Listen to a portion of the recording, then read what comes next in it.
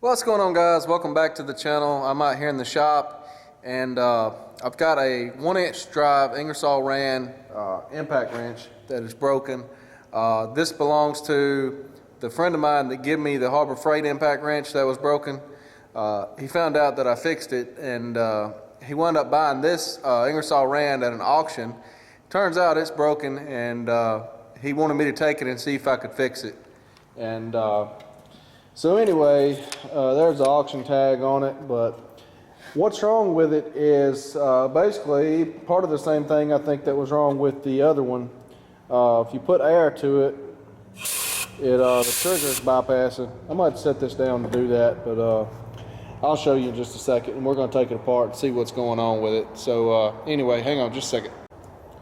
All right, guys, I got you set up on the tripod now, and what I was saying was, this is not enough air volume to really do turning, but let's see if I can turn it the other way. As you can see, it runs, but it's the trigger's bypassing. So I'm thinking, as far as the mechanical part inside, it probably just needs to be cleaned and greased and whatnot, and something's got to be going on with the trigger here. So we're going to go ahead and take this apart and take a look at it. And I'm not sure if you can get parts for these or not. I wound up building a part for the trigger on the Harbor Freight. Those of you who've seen that video, if not, you can check that out on my channel. I've really got to get me some work tables. I looked at some, but they wasn't like I wanted. I'm going to have some built, or I'm going to have a tabletop bent the way I want it and build them myself, I suppose, the way I want them, but I haven't got around to doing that. So I'm using sawhorses in the floor and top of my toolbox and everything else to kind of work on here lately. Which is a little bit irritating because I don't have room to do everything.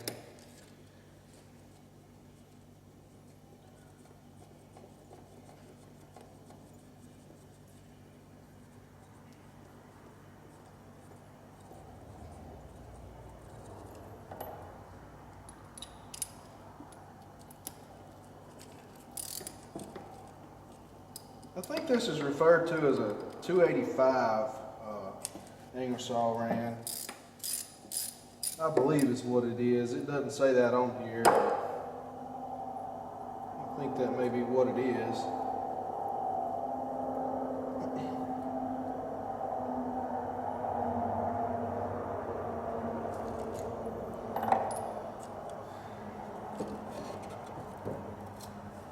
Gasket sticking.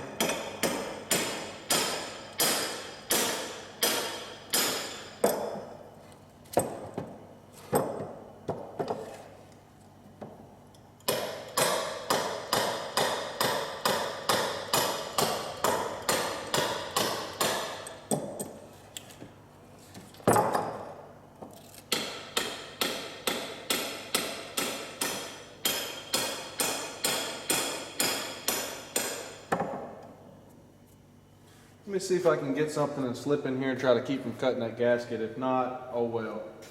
Okay, so I got my razor blade here and just trying to keep from cutting that gasket, but it may not be very successful in doing so.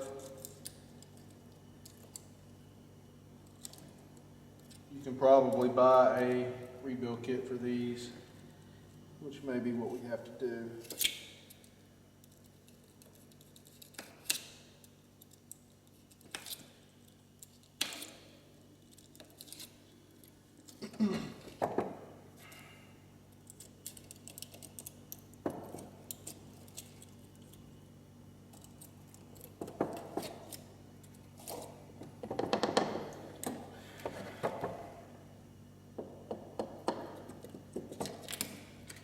Yeah, we're destroying the gasket.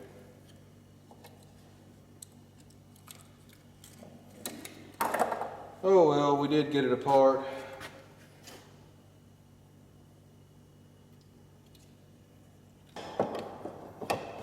Okay, so we're pulling the trigger out. I'll finish cleaning the gasket off there a little later and worry about that. I'll go ahead and pull the trigger mechanism out and see if it's just stuck open or if it's broken. The Harbor Freight impact that I fixed had a plastic seat for the trigger, and it was cracked as well as being stuck is what was wrong with it. And I wound up machining a brass one out of an AN fitting or JIC fitting, whatever it was, and making it work.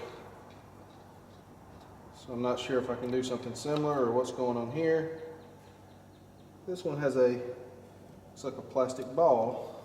Let me find that. And where did it go to?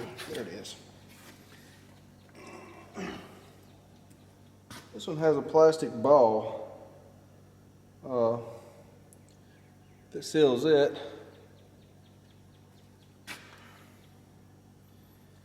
So I'm unsure why that's not sealing, other than that spring there is broken.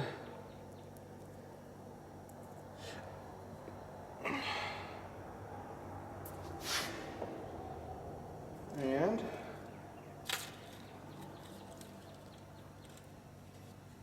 it looks like the plunger down in there is stuck. Comes the plunger rod. And so, if that was stuck in there, that's what pushes this ball down and opens the orifice in here in order for air to go in. And it's just all dirty and rusty in there. It looks like this thing's been sitting in a barn or mud or something. But anyway, I should be able to clean this up and put a spring in it and lubricate it, and it should work, I believe. I'm not sure, but I think we can possibly use some silicone on this cover gasket here. I've done that before. It depends on the clearance they left in the housing here for that bearing to sit. If they left a little clearance, missing the gasket here won't hurt. We'll check that out in a minute. I think I'm going to go ahead and pull the motor apart. It didn't seem very strong.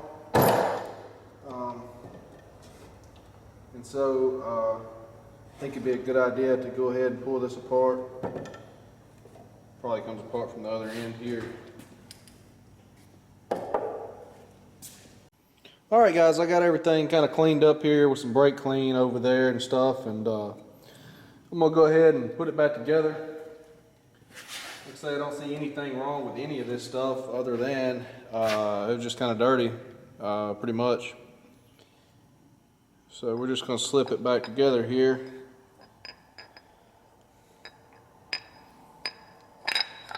Like that.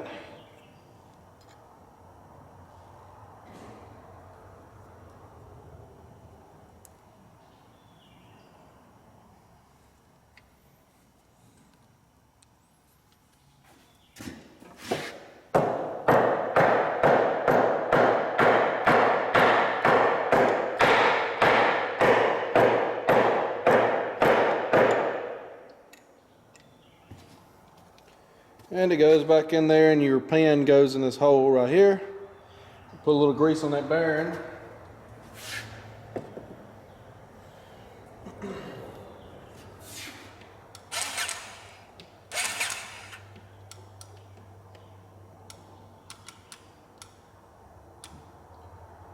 appears my battery is went dead on my grease gun. Let's charge that up.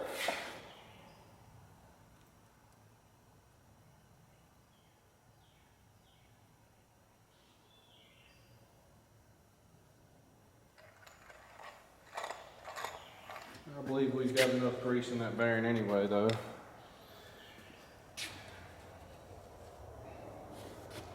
So, let's see if we can line this here back up, like that.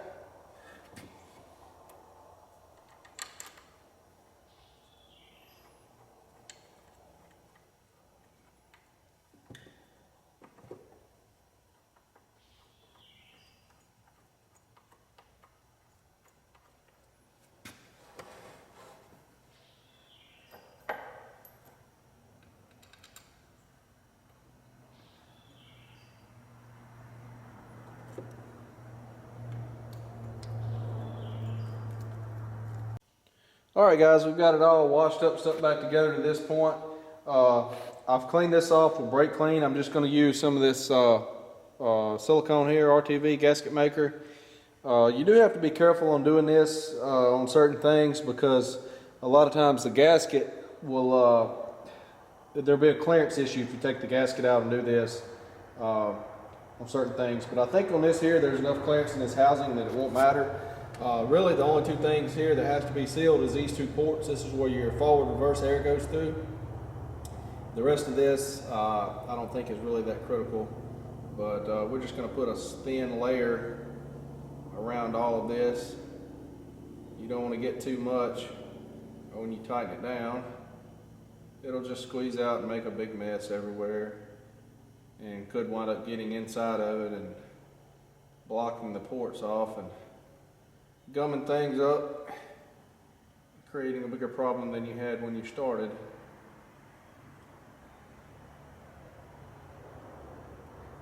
So we're just going to put just a little bit of this around here, like so.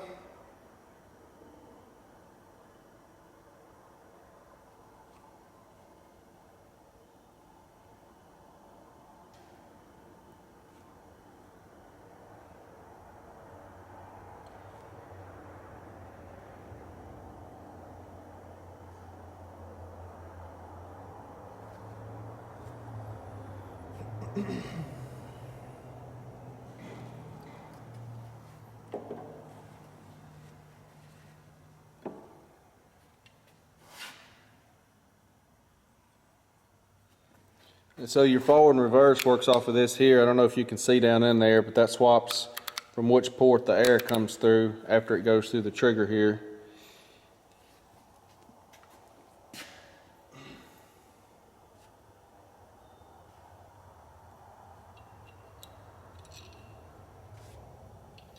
Blow these bolts off of here. A little dirt on them.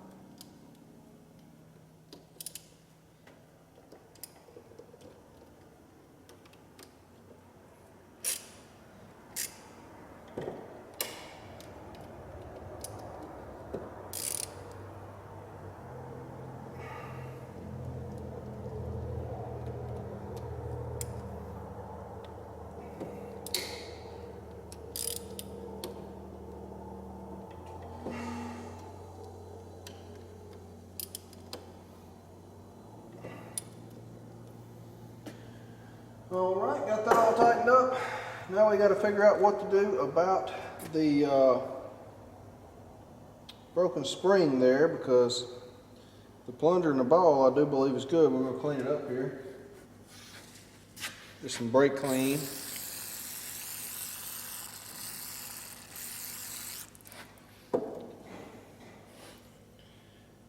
Might hit this pin with a little bit of Scotch-Brite or fine grit sandpaper.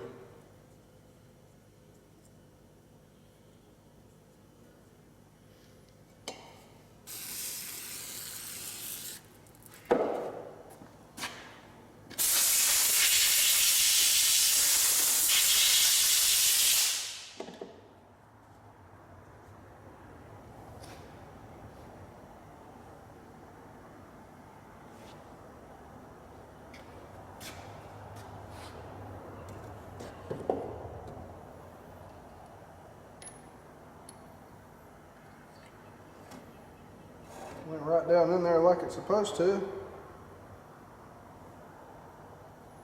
We got to try to get this ball to set right there on that part on the plunger.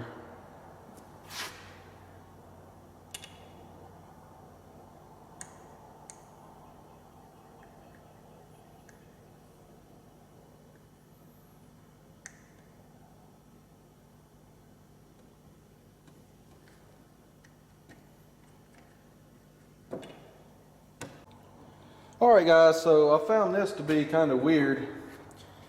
See how this pin here that the trigger presses on is wore down on the end? Hopefully the camera's picking that up. What it looks like to me is the trigger is not being depressed enough. When you put this down in there, this goes down in there and then your ball goes down in there on top of it. You can see a little wear in the ball there where this is sunken in. And then this here is obviously flattened out. So it appears that the trigger's been mashed a whole lot on this thing over the years apparently. But if we put this down in here,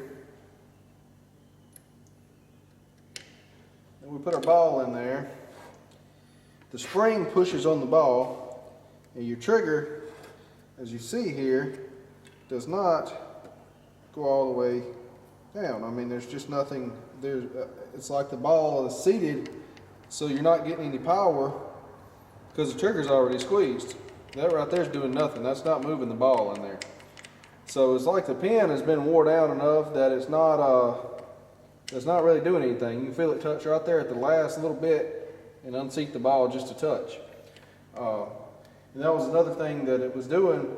It was running wide open because the spring is broken here and it wasn't sealing the ball off, and it had gunk on the pin. But when it was running, it wasn't running very fast at all. So I kind of figured it was all gunked up inside, which it wasn't too bad. But it looks like that the pin is just wore down. And I've looked on the internet and I can buy a pin and a ball and everything and a spring and a kit. It's going to cost about $40-something plus shipping and everything, so about $50. So I'm going to look and see what else I can think of and come up with here to try to get this thing going for him. So I'll be right back.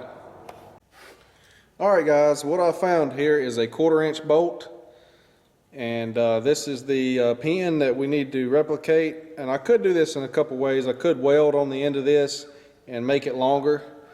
This 1/4-inch bolt is 12 thousandths bigger around than this pin, and it's a hardened bolt. It's a grade 8 bolt. So what I'm going to try to do is chuck this up in a drill and turn this down with a file to the same diameter, and then cut it off the proper length that I want, and then I can grind the end of it, taper the end of it to make the trigger position to where I want it.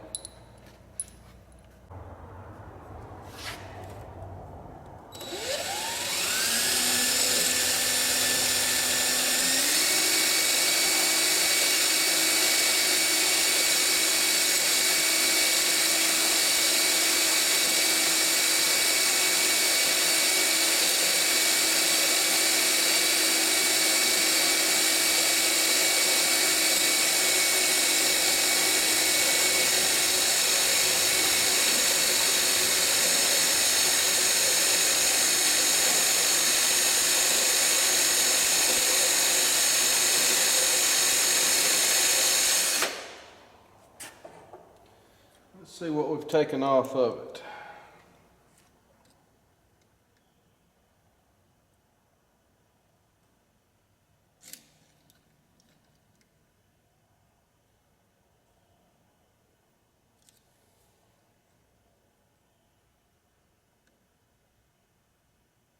Got 245 thousandths. And the pin is 234 thousandths. This might take a while. If I can get a more aggressive cut if I put it up on the edge.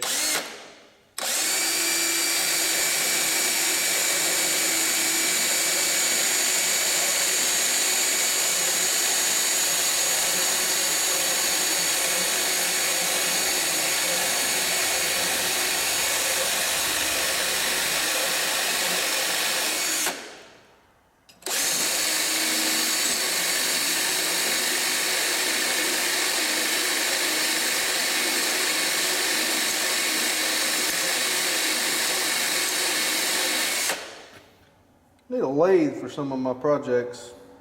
It's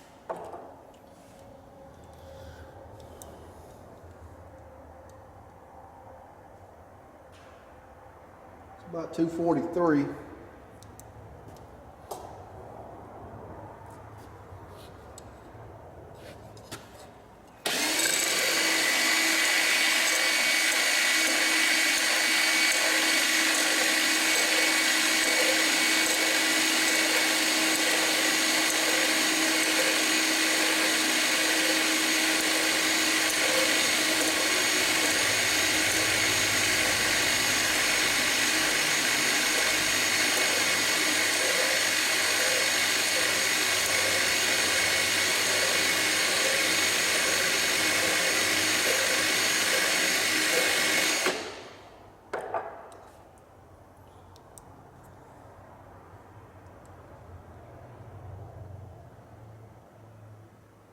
About 240.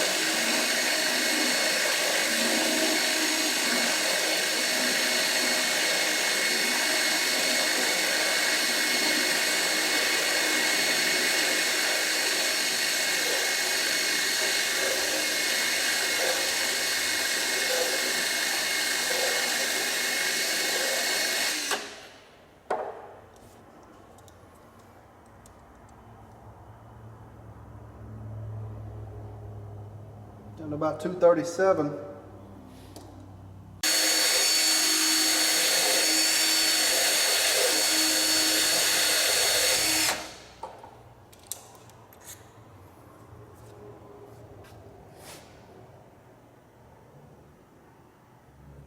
Getting down there pretty close. So I got them even at the bottom, and you can see at the top how much taller it is there. It's just a little bit.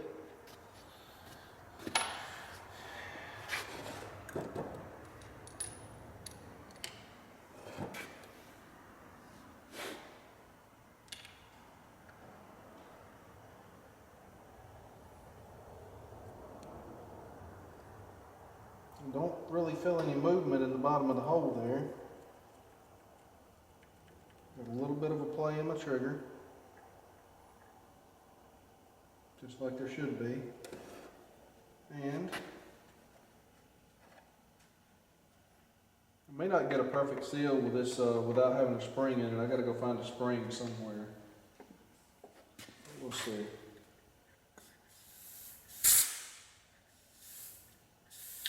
We're getting a seal now. Just a touch leaking out of it, but that's because it don't have a spring and it's not lapped in there yet. We'll see if we can find a spring now. We got the pin machined, so I'll be right back when I find a spring. All right, guys, this is a piece of brazen rod, or TIG rod is what it actually is. It's ER 70-6, I believe, or 2. I think it's -6. Either way, I'm not sure if it'll make a good spring or not, but I don't have a spring, so I guess we're about to find out.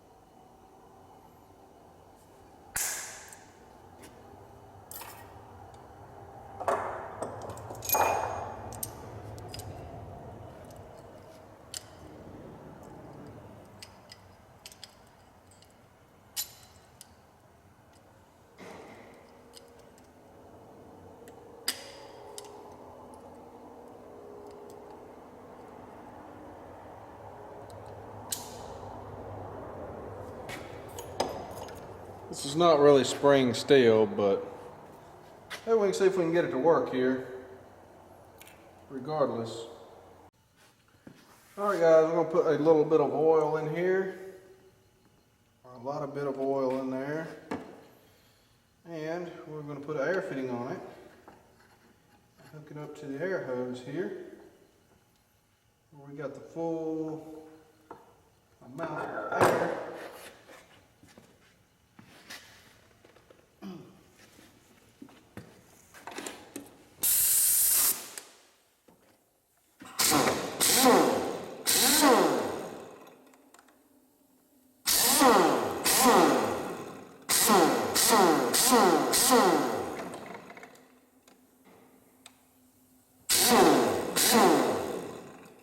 I'd say it's working.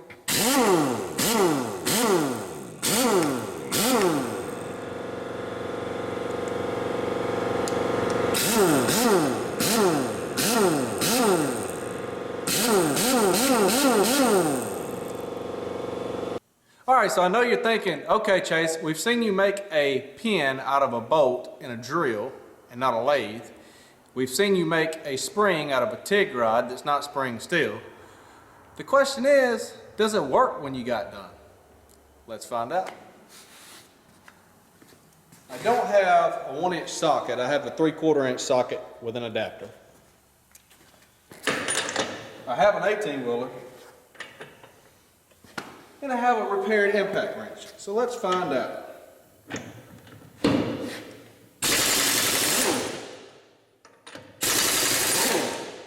I think that's affirmative that it works.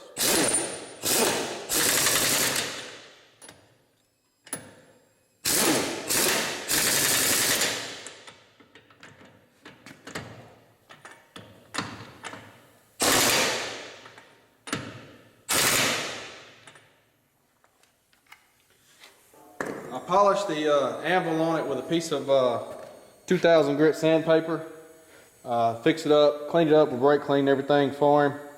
I'm not sure if you can hear the little bit of air leak, but that's the air fittings here. I don't have them screwed in tight.